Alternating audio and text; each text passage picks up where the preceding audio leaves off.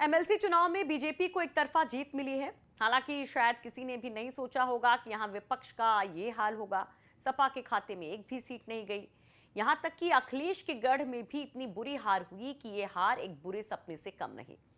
उसमें एक सीट ऐसी भी है जहां आजादी के बाद से अब तक एक बार भी बीजेपी को जीत नहीं मिली थी, लेकिन अब हुआ है ऐसा। नमस्कार, आप देख रहे हैं यूपी तक और आपके साथ मैं हूं सुषमा। हम बात कर रहे हैं इटावा फर्रुखाबाद सीट की। आजादी के बाद से अब तक बीजेपी इस सीट पर कभी चुनाव नहीं जीत सकी थी, लेकिन इस बार बीजेपी के प्रांशु दत्त द्विवेदी ने पहली बार एमएलसी की ये सीट जीतकर बीजेपी का परचम लहरा दिया है। भारतीय जनता युवा मोर्चा के प्रदेश अध्यक्ष प्रांशु दत्त द्विवेदी ने अपने निकटतम प्रतिद्वंदी को 3,482 वोटों से शिकस्त दी है।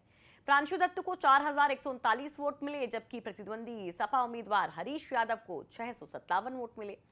प्रांशु के लिए ये जीत तो बड़ी है ही कि सपा के गढ़ में दशकों से जो नहीं हुआ वो उन्होंने कर दिखाया। तो जीत इस मायने में भी बड़ी है कि इसके साथ ही उन्होंने एक बदला भी पूरा कर लिया है। दरअसल इस सीट से प्रांशु दत्त द्विवेदी के ताऊ सुरेंद्र दत्त द्विवेदी 1990 में एमएलसी का चुनाव लड़े थे, लेकिन उन्हें हार का सामना करना पड़ा था। इस सीट के इतिहास को अगर देखेंगे तो इसे पहले जालौन इटावा सीट के नाम से जाना जाता था। इस सीट से सपा संरक्षक 2 बार एमएलसी रह चुके हैं।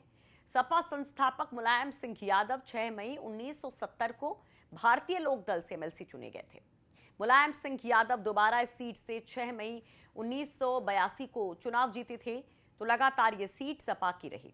लेकिन सपा के गढ़ में सपा से सीट छीनने वाले प्रांशु दत्त द्विवेदी के बारे में आपको थोड़ी सी जानकारी दे देते हैं।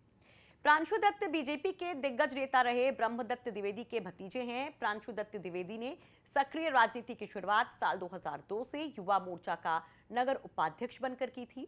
2003 में वो युवा मोर्चा के जिला उपाध्यक्ष बने थे। इसके बाद कार्यकर्ताओं के बीच उनकी लोकप्रियता बढ़ती गई और उन्हें साल 2005 में युवा मोर्चा का जिलाध्यक्ष बना दिया गया।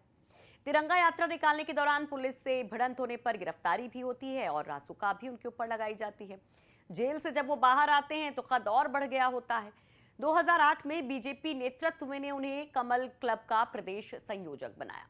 प्रांशु को 2011 में प्रदेश मंत्री युवा मोर्चा, 2013 में राष्ट्रीय मंत्री युवा मोर्चा और 2018 में प्रदेश सह संयोजक स्थानीय निकाय प्रकोष्ठ की जिम्मेदारी दी जाती है। 2020 में और भी अहम जिम्मेदारियां उनको मिल जाती हैं और इस दौरान बीजेपी के प्रदेश अध्यक्ष स्वतंत्र देव सिंह से उनकी करीबी बढ़ती है, नजदीकी बढ़ती है। इसके बाद पिछले साल प्रांशु दत्त द्विवेदी को भारतीय युवा मोर्चा का प्रदेश अध्यक्ष बनाया गया और अब वो बन गए हैं एमएलसी। वैसे एक और बात है कि जो फर्रुखाबाद सदर सीट है वहां से विधायक जो है सुनील दत्त द्विवेदी, मेजर सुनील दत्त द्विवेदी, ये उनके चचेरे भाई भी हैं।